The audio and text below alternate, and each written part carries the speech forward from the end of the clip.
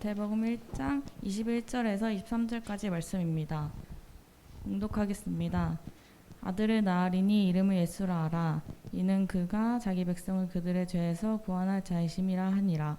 이 모든 일이 된 것은 주께서 선지자로 하신 말씀을 이루려 하심이니 이르시되 보라 처녀가 잉태하여 아들을 낳을 것이요 그의 이름은 임마누엘이라 하리라 하셨으니 이는 번역한즉 하나님이 우리와 함께 계시다 함이라.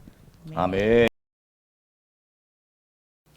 자, 오늘은 예수님이 이 땅에 오신 이후 세 번째 시간입니다. 여러분과 함께 예수님이 이 땅에 오신 이유를 우리가 만나고 있는데, 물론 복음의 기초적인 내용들은 우리가 너무도 잘 압니다. 예수님이 이 땅에 우리의 죄를 대신해서 십자가에 지시러 우리를 구원하시러 이 땅에 오셨습니다. 그런데 조금 디테일하게 우리가 좀 봐야 될 필요가 있어서, 특별히 오늘 세 번째 시간으로는 예수님이 우리와 함께 하시러 오셨다. 여러분, 인류 역사가 그동안에 엄청난 발전을 했습니다. 요즘은 하나님이 필요하지 않을 것 같이 하나님 아닌 다른 것들이 하나님처럼 다 해줍니다. 대표적인 게 뭐예요? 돈이죠, 돈. 돈이 있으면, 그것도 돈이 많으면 왠지 뭐든지 다 될 수 있을 것 같습니다. 여러분, 실제로 그렇게 믿는 사람들이 굉장히 많습니다. 그래서 돈 많이 버는 것에 인생의 초점을 맞추고 삽니다. 다. 돈이 하나님 된 거죠. 이미 하나님은 돈이 하나님 될 걸 아셨어요. 하나님과 돈을 비교한다는 거, 이 어리석다는 것을 언제 깨달아요? 사실 평상시엔 못 깨닫습니다. 평생 못 깨닫다가 언제? 이제 개인적인 종말들을 맞이하는 때가 오면 아차 싶은 거죠. 나이가 들어서, 혹은 원치 않는 병이 들어서, 혹은 사고로 우리의 인생의 종말이 닥쳐왔을 때, 그때 공통적으로 느낍니다. 여러분, 그 느끼기 전에, 돈보다 하나님이었는데 라는 걸 느끼기 전에, 그 전에 느끼는 게 더 있습니다. 뭐죠? 바로 두려움입니다. 공포심이에요. 그 두려움, 그때는요, 그 많은 돈도 그 두려움을 해결해 주지 못합니다. 죽음에 대한 두려움, 내 인생이 여기서 끝나는구나에 대한 두려움을 돈이 해결해 주지 못합니다. 뭐 나이가 들어서 죽는데 어떻게 할 거예요?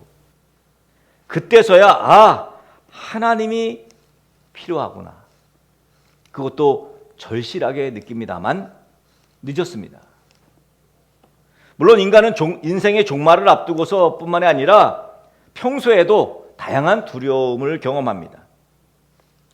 이 두려움이, 이 무서움이, 이 공포가 왜 진짜 공포스럽습니까? 이 두려움이 많은 제약을 주기 때문입니다. 미래에 대한 두려움, 결혼에 대한 두려움, 뭐 사업을 시작하는 데 대한 두려움, 인간 신뢰에 대한 두려움. 우리는 참 많은 두려움 속에 살아갑니다. 근데 그 어떤 노력을 해도 그 두려움의 근본은 해결하기가 어렵습니다. 오늘 성경엔 예수님이 이 땅에 오신 이유가 뭐라고 말합니까? 너희와 함께 하려고 오신다. 임마누엘로 오신 예수님. 예수님이 오면 이 두려움이 사라진다는 거예요.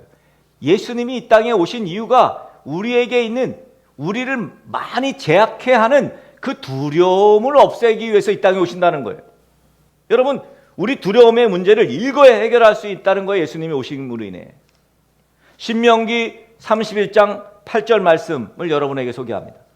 그리하면 여호와 그가 내 앞에서 가시며 너와 함께 가사 너를 떠나지 아니하시며 버리지 아니하시리니 너는 두려워하지 말라, 놀라지 말라. 하나님께서 약속하시기를 내가 너 앞서갈게. 네가 가는 그 길에 앞서서 내가 먼저 갈게. 내가 너와 함께 갈게.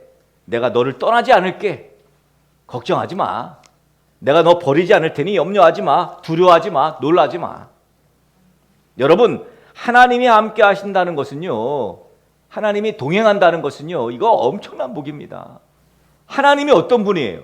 하나님이 어떤 분이에요? 온 우주를 만드신 분이에요. 저와 여러분들을 만드신 분입니다. 온 인류를 만드신 분이 하나님이에요. 하고자 하신다면 못할 것이 없으신 분이에요. 그 유일하신 분이 바로 우리 하나님입니다. 그러나 하나님이 아무리 유일하신 하나님, 전능하신 하나님, 능력이 크신 하나님일지라도 그 하나님이 나와 함께 하지 않는다면 아무 소용이 없어요. 아무런 의미가 없어요. 하나님이 크고 놀라우시고 전능하시고 창조주이신 것이 나와 함께 하지 않으신다면 그건 아무런 소용이 없는 거예요. 여러분, 누군가가 나를 돕는다, 어떤 사람이 나를 돕고 있다, 나와 함께 하신다, 이것만으로도 얼마나 큰 위안이 됩니까? 그런데 하물며 전능하신 하나님이 나와 함께 하신다. 전능하신 하나님이 나와 함께, 바로 그분이 예수 그리스도이십니다. 오늘 본문 말씀 보니까 임마누엘로 이 땅에 오신 분이 예수님입니다. 오늘 3절에 뭐라 그래요? 보라 처녀가 잉태하여 아들을 낳을 것이고 그 아들의 이름은 임마누엘을 하려 하셨으니 이는 번역한즉 하나님이 우리와 함께 계시다 하니라. 이 말씀은 이사야서 7장 14절 말씀을 인용하고 있습니다. 동일한 말씀이에요. 이사야 7장 14절에 뭐라 그럽니까? 그러므로 주께서 친히 징조를 너에게 주실 것이라. 보라 처녀가 잉태하여 아들을 낳을 것이요 그의 이름을 임마누엘이라 하리라. 이사야 7장은 유다왕, 남유다왕 아하스 왕 시대를 배경으로 하고 있습니다. 당시 유다는 강대국들의 위협 속에 큰 두려움에 휩싸여 있습니다. 아하스 왕은 이 상황을 타개하기 위해서 하나님께 구해야 되는데 하나님만 찾지 않고 이 주변국들, 주변 나라들과 동맹을 맺으려고 합니다. 이때 하나님께서는 이사야를 통해서 놀라운 약속을 하시죠. 처녀가 잉태해서 아들을 낳을 것인데 그의 이름이 임마누엘이라 하리라. 여기서 임마누엘, 히브리어로 하나님이 우리와 함께 계신다는 뜻입니다. 당시 유다 백성들에게 이 약속은 단순히 한 나라의 구원만이 아니라 하나님의 변함없는 사랑, 하나님의 변함없는 보호, 이거의 상징이었죠. 그리고 이 약속은 예수 그리스도가 탄생함으로 인해서 완성되었습니다. 여러분, 한 시대의 구원자로만 예수님이 오신 게 아니에요. 우리 모두를 위한 임마누엘. 그래서 하나님께서 직접 이 땅에 직접 오신 거죠. 당신의 아들 예수 그리스도께서. 여러분, 하나님이 인간의 몸을 입고 오셨다는 이 사실을 여러분 정말 깊게 생각해 보셔야 됩니다. 놀라운 일이에요. 이 사실은 우리가 아무리 연약해도, 우리가 아무리 부족해도 하나님께서 우리를 얼만큼 사랑하시는지를 보여줍니다. 내가 너무 부족한데, 내가 연약한데, 내가 죄가 많은데, 그렇다고 하나님의 사랑을 입지 못한 게 아니에요. 하나님은 죄가 있든 연약하든 부족하든 상관없이 우리와 함께 계신다고 말씀하고 있습니다. 자, 임마누엘, 하나님이 우리와 함께 계시면 뭐가 좋아? 도대체 뭐가 좋습니까? 두려움이 없어져요. 그죠? 말씀드렸죠? 두려움이 사라져. 그게 피부에 와닿지 않죠? 그냥 두려움 없는 게 그냥 당연한 줄 알아요. 여러분, 세상 사람들이 많이 두려워하며 살아요. 예수 믿지 않으면 그 두려움에 밖에도 못 나가는 사람들이 수두룩합니다. 자, 그런데 직접적으로 성경에 나와 있는 사람들 중에 하나님이 함께해서 누리는, 하나님 함께 하시면 좋은 점들이 있어요. 그것 중에 제일 중요한 것이 바로 형통입니다. 형통. 우리 인생에 하나님이 우리와 함께 하시면 형통을 얻습니다. 창세기 39장에 우리가 잘 아는 형통한 사람 중에 대표적인 사람이죠. 바로 요셉이 있습니다. 창세기 39장 2절에 보니까 여호와께서 요셉과 함께 하심으로 그가 형통한 자 되어 그의 애굽 사람의 집에 있으니, 3절에 그의 주인이 여호와께서 그와 함께 하심을 보며 또 여호와께서 그의 범사에 형통하게 하심을 보았더라. 여러분, 하나님이 함께 하시면 나타나는 현상, 형통해지는 거예요. 형통이 뭐예요? 형통은 다 잘 되는 거예요. 다 잘 되는 거. 아유, 잘 됐네. 그죠? 아유, 잘 됐네. 이게 형통이에요. 여러분, 인생 살면서 제일 좋은 게요, 다 잘 되는 거예요. 물론 우리가 말하고 있는, 지금 말하고 있는 복음적인 형통은 일반적인 세상 사람들이 말하고 있는 세상적인 형통과는 다릅니다. 일반적으로 형통을 말할 때 내가 원하는 대로 되는 걸 형통이라고 하죠. 내가 원하는 대로 되는 거. 근데 여러분, 이건 형통이 아니에요, 사실. 내가 원하는 대로 되는 게 형통이 아니에요. 여러분 각자가 다 원하는 게 있을 거 아닙니까? 그렇게 되는 게 형통이 아니라고요. 얼마나 혼란스럽겠어요? 내가 원하는 대로 되면. 왜냐하면 원하는 게 정반대인 사람이 있을 거 아닙니까? 그렇게 될 수가 없어요. 그렇게 되어서도 안 됩니다, 여러분. 그러니까 여러분들은 여러분이 원하는 대로 되는 것을 꿈꾸지 마세요. 애저녁에 아예 꿈꾸지 마세요. 여러분이 다 옳아요? 여러분은 무조건 옳습니까? 그래서 여러분 뜻대로 살려고 하는 겁니까? 요셉의 형통은요, 보디발의 아내가 요셉을 유혹했어요. 동침하자고. 자기 주인의 아내니까 지금 종으로 팔려갔는데 그 거절하기 쉽지 않거든요. 근데 거절했어요. 거절하니까 이 보디발의 아내가 요셉을 음해합니다. 아까 처음에 말씀드린 음해해요. 하지도 않았는데 저 종이 내 옷을 벗기려고 그랬다고. 여러분, 종인 어떻게 할 수가 없어요. 결국 감옥에 갇혔어요. 그러면 여러분은 말하겠죠. 아니 목사님, 요셉이 지금 감옥에 갇혔는데 그게 형통입니까? 요셉이 무슨 형통한 겁니까? 라고 항변할 수 있겠죠. 형통이라고요. 요셉이 감옥에 갇혀서 결국은 애굽의 총리가 되는 길을 걸었어요. 감옥에서 그 장기간 갇혀 있는 동안에 애굽의 총리가 될 수 있는 길을 열었어요. 하나님이 큰 그림을 그리신 거예요. 결국 애굽의 총리가 되었습니다. 그리고 7년 흉년에 그 어려운 환경 속에 총리가 된 요셉을 통해서 결국은 애굽이 그리고 주변 나라들이 형통하게 되었어요. 그리고 요셉은 형제들과 부모들을 만납니다. 화해하고 그리고 자기 가족들을 모두 애굽으로 데려오죠.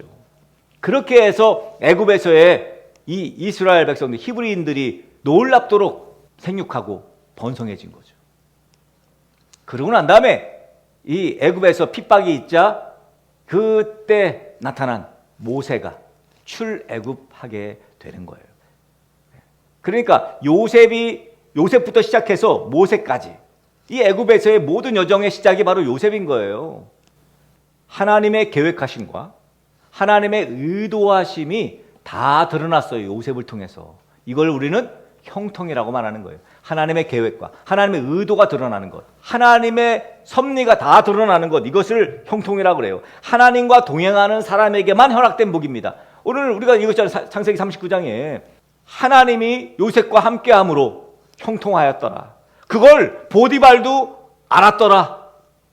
하나님과 동행하는 걸 보디발이 알았어요. 그래서 형통해진 것도 알았다니까. 그러니까 여러분이 하나님과 동행해서 형통하게 된 거 여러분 주변 사람들이 알아요. 원영호 목사, 야, 저렇게 하나님과 동행하더니 저렇게 형통해지는구나. 저 백예의 권사, 야, 저 사람 하나님과 동행하더니 저렇게 형통해지는구나. 김선호 권사, 야, 하나님과 동행하더니 그렇게 그 가정이, 그 사업이 저렇게 형통해지는구나. 모든 사람들이 알게 되어 있습니다. 결국은 뭐예요? 하나님이 함께 하시면 형통해진다는 거예요. 형통은 하나님이 함께해야 가능하다는 거예요. 여러분 형통하고 싶지 않으세요?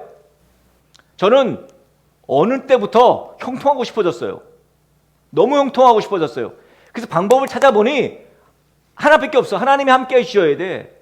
하나님이 어떻게 함께 하는데? 말씀을 묵상하는 거야. 그래서 말씀 묵상 속에 함께 하시고, 기도하는 중에 함께 계시고, 말씀을 듣는 중에 함께 계시고, 말씀을 읽는 중에 함께 계시고, 오늘 말씀 보니까 주야로 말씀을 묵상하는 자들, 그 말씀을 지켜 행하는 자들, 좌로나 우로나 치우치지 않는 자들에게 형통하신다는 거예요. 형통하게 함께 하시면서. 여러분, 하나님이 함께 하신다고 무조건 형통해지는 게 아니라고요. 명령한 말씀, 주신 말씀을 주야로 묵상하는 자들, 기록된 말씀대로 사는 자들, 그리고 좌로나 우로나 치우치지 말아야 합니다. 여러분, 요즘 사람들 너무 많이 치우쳐 있어요. 하나님은 치우치지 말라고 말씀하십니다. 그래서 말씀대로 살면 돼요. 복음대로 살면 됩니다. 여러분, 새해에는 제발 말씀대로 사시기 바랍니다. 오늘부터 말씀대로 사시기 바랍니다. 그래서 부디 하나님과 동행하시는 증거를 자꾸 간증하세요. 하나님께서 내게, 오늘 아침에 하나님께서 말씀을 묵상하는데 이런 말씀을 내게 주셨어. 이런 대화를 하세요. 목사님, 저 오늘 말씀 묵상하는데 이 말씀 떠나지는 않습니다. 제 머리에. 성령께서 내게 이런 감동을 주셨는데, 사실 이런 이야기를 지금 시대에는 듣기가 어렵습니다. 그래서 여러분, 제가 아침 말씀 묵상을 일부러 하라는 거예요. 그냥 3번을 읽으면 성령께서 감동을 주십니다. 왜? 말씀을 가운데 말씀 중에 거하시거든요. 말씀을 읽는 중에 저는 말씀도 모르는데 몰라도 상관없어요. 거기에 뭐 말씀을 잘 알아야 된다 뭐 이런 거 없습니다. 여기 어디 말씀을 주야로 묵상하는 자들이 뭐 조건이 있어요? 없어요. 몇 년 믿어야지만 된다 이런 것도 없습니다. 지난주에도 제가 말씀드렸다시피 내년에는 하나님께서 나와 함께 하심으로 행하신 작든지 큰 일들을 여러분이 좀 간증하는 일들이 많이 일어났으면 좋겠습니다. 대부분 한국교회 성도들은요, 뭐 20년 믿었든 30년 믿었든 신앙생활을 그렇게 오래 했는데도 하나님께서 내게 허락하신, 우리 가족에게 허락하신 이 하나님의 일들을 간증하는 게 없어요. 아니 20년 믿었으면 20년 동안 간증할 게 얼마나 많아야 돼. 이거는 20년 믿은 건지 30년 믿은 건지 이거 심각한 문제입니다, 여러분. 하나님이 우리와 동행하신다면 당연히 어떤 일들이 뭐 스펙타클한 일들이든 잔잔한 일들이든 일어나게 되어 있습니다. 뭐 하나님이 막연히 나를 도와주셨어요. 이런 간증이 아니라 하나님이 나를 어떻게 이렇게 도와주셨다는 이 구체적이고 디테일한 간증이 넘치는 우리 등대교회 성도들 되시기 간절히 축복합니다. 자, 하나님이 나와 함께 하신다면 두려움 사라지고 이제 형통하게 됩니다. 그리고 하나님이 나와 함께 하시면 구원을 얻어요. 하나님께서는 자기 마음대로 자기 뜻대로 죄의 길을 걸어가는 이 땅의 백성들을 심판하시기 전에 이 땅을 구원할 계획을 세우십니다. 마땅히 심판받아야 될 마땅한 백성들이지만 심판 행하기 전에 먼저 은혜를 베푸십니다. 하나밖에 없는 독생자를 보내셔서 그를 믿는 자들을 구원하시려는 계획이죠. 그 계획을 따라 메시아가 이 땅에 오신 날이 바로 성탄절이에요. 성탄절은 하나님께서 우리를 구원하시기 위해 이 땅에 오셔서 우리와 함께 하신 날이에요. 주의 사자가 요셉에게 아들을 낳으리니 이름을 예수라 하라. 이는 그가 자기 백성을 그들의 죄에서 구원할 자이심이라. 죄로 말미암아 죽어야 하고 심판받아야 하는데 하나님이 죄에서 구원하시기 위해 아들을 보내주셨어요. 그 아들의 이름이 임마누엘이랍니다. 하나님이 우리와 함께 계시다. 예수 그리스도의 탄생은 인간을 죄에서 구원하시려는 하나님께서 우리와 함께 하시는 임마누엘의 사건이에요. 로마서 8장 32절에 그 아버지 하나님의 그 마음이 드러납니다. 자기 아들을 아끼지 아니하시고 우리 모든 사람을 위해 내주시니가 어찌 그 아들과 함께 그 모든 것을 우리에게 주시지 아니하겠느냐. 아들도 주셨는데 그깟 건강 그거 돈 아니 아들까지 주셨는데 왜 우리에게 형통을 주시지 않겠냐는 말이에요. 우리를 사랑하시고 자녀 삼으셨다면 그만큼 우리를 사랑하신다면 우리에게 필요한 모든 것을 주신다는 말씀입니다. 그래서 예수님 그러잖아요. 구하라. 그러면 주실 것이다. 찾아라. 그러면 찾을 것이고 문을 두드려라. 그러면 열릴 것이다. 여러분 하나님이 우리와 함께 계신다는 이 임마누엘이란 말은 우리가 일상적으로 들을 수 있는 평범한 말처럼 느껴질 수가 있어요. 하나님이 우리와 함께 계십니다. 그냥 평범한 말처럼 느껴질 수 있어요. 그러나 이 말은 우리의 삶을 완전히 바꿀 수 있는 강력한 진리라는 것을 여러분 아셔야 돼요. 하나님은 우리가 어려움 당할 때도 함께 계신다는 말이에요. 그 말은 우리가 고난 당할 때도 우리와 함께 계신다는 거예요. 아니 하나님이 우리 어려움 당할 땐 피하셨다가 우리가 뭐 형통해지면 그때 오시는 게 아니고 모든 아픔, 모든 고난 가운데에도 우리와 함께 계시고 배고플 때도 외로울 때도 배신당했을 때도 심지어 예수님은 십자가 고통까지 당하셨어요. 고난 속에 있을 때에도 우리와 함께 계십니다. 멀리 계시는 분이 아니에요. 고난 그 한가운데 우리와 함께 계십니다. 또 하나님은 우리의 평범한 일상 속에서도 함께 계십니다. 무슨 특별한 순간에만 계신 게 아니라 그냥 일상 설거지 할 때도 밥 먹을 때도 아이와 놀아줄 때도 평범한 일상 속에 임마누엘의 하나님이 함께 계신다는 거예요. 그럼 우리 어떻게 살아야 됩니까? 하나님이 함께 하신다는 약속, 임마누엘의 약속은 우리 삶의 변화를 촉구합니다. 너 이래도 안 변할래?